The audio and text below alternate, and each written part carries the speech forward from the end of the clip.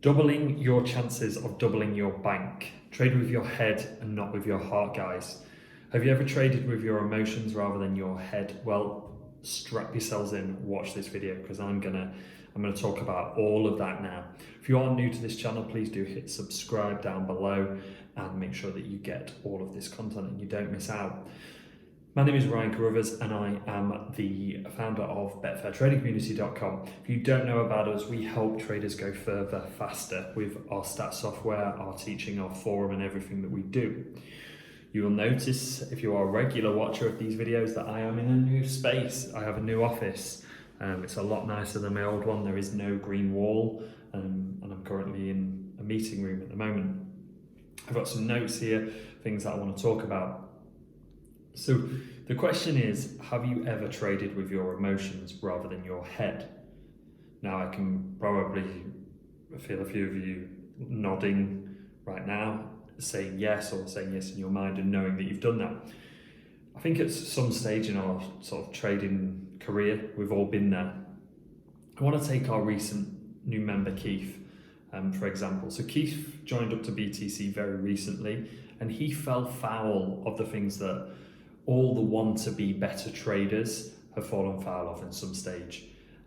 He was chasing losses. He was desperately trying to find value where he knew that there wasn't any. He was unsure of what to do. So he turned to BTC and he says he believes he's found the right place now.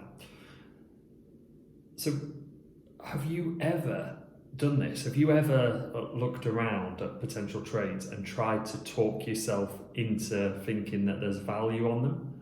Because I know I have. I've actually spoken it out loud. I've actually sat there like this and gone, oh yeah, I mean, they scored over 2.5 in 45% of the games, right? That's great, that is. It looks solid to me. Value there. There isn't. Only to be hit with that gut-wrenching 0-0 scoreline at half-time. And I'm sat there like, totally deflated, thinking that the trading gods are against me and just looking around at this big red loss there, trying to think about other markets, trying to talk myself into, oh, there's a goal coming. There's definitely a goal coming in the second half. I can feel there's a goal coming in the second half. They had a corner, or, this player hasn't been hot today, but he will be hot in the second half. I've been there. I think we've all been there. I've even then started to look at the other in-play markets to see what was coming next, because you can't take a loss, can you? So it's not just me and it's not just you guys. Keith, with one of our members, he followed this as well. Thankfully, I managed to be able to trade with my head a lot of the time now, but it's taken me a good amount of years to do it. But back to Keith. Keith followed all this as well, and I genuinely do think it's something that all traders have experienced, and it is the most frustrating place to be in. But like Keith, it doesn't have to be this way. This is a success story. Keith has doubled his bank. Yes, he says it's a relatively small bank, but he's doubled it in a week, in 1 week. And this has been done by keeping his stakes small and trying desperately to trade with his head and not his emotions. So over the last 5 years, I've seen over 1,000 traders, probably more, come through the door at BTC. And do you want to know the things that separates the ones that make it from the ones that don't? It's really broken down to sort of 3 things, and they are: number 1, trading with your head; number 2, hunting for value; and number 3, having a trading plan and following it. I always bang on about that one. Number 1, trade with your head. Don't trade with your heart. Don't try and talk, let your heart rule you. Use your head, break down the trades, find reasons not to do a trade. Just assess them. Find a reason not to do a trade. So it doesn't have the right stats. It doesn't have the right this. The striker isn't playing. You don't know the team. You don't know the league. You don't know the tennis player. You don't know the cricket match. Whatever it is, find a reason not to do the trade. Now, if you can't find a reason, and then your head is actually ruling you right now. You are looking for the right information to build this trade out. Hunt for value. So don't just go into something.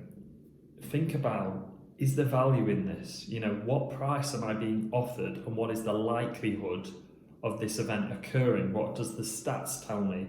So if there's like a 70% chance of it being over 2.5 goals, but there's a really, really low price, there's not value there. If there's a higher price and a high percentage of it happening, then you've got value on your side.